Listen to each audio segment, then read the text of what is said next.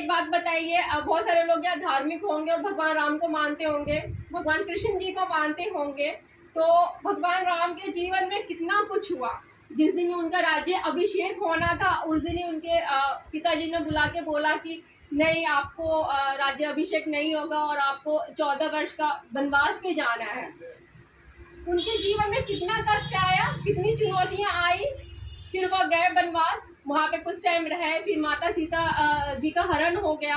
और फिर उनके सामने एक चुनौती आ गई कि मैं कहाँ ढूंढूं अपनी पत्नी को, कहाँ जाऊं, मैं कैसे ढूंढूं। अब किसी तरह उन्होंने पता लगाया, सबको स्टोरी पता है, और उसके बाद चुनौती आई कि मैं समुद्र कैसे पार करूंगा,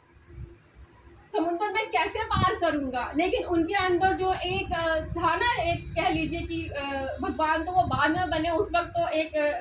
साधारण मनुष्य ही थे हम लोगों जैसे, जो उस क्या को युग की बात करें।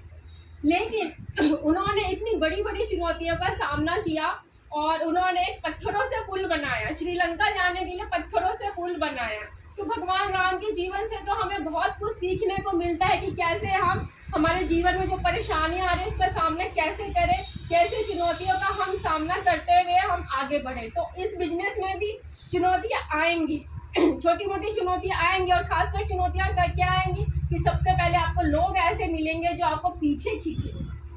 सबसे पहले लोग ऐसे मिलेंगे जो आपको कहेंगे कि किस बिजनेस के चक्कर में पड़ गए हो, किन फालतू की चीज़ों में पड़ गए हो। और मेरे हस्बैंड को तो बहुत लोगों ने बोला, जब मेरा हस्बैंड इस सिस्टम से जुड़े और इस अभियान से जुड़े, तो मेरे हस्बैंड को तो बहुत सारे लोग बोलते थे, अब क्या काम कर रहे हो, टीचर होके क्या कर रहे हो, तेल बेचने का काम कर रहे हो, लोगों को तेल के बारे में बता रहे हो, क्या कर रहे हो। लेकिन जब अमिताभ बच्चन जो एक अरबपति करोड़पति न जाने कहाँ तक है उनकी इनकम, वो अगर तेल बेच सकते हैं, तो एक साधारण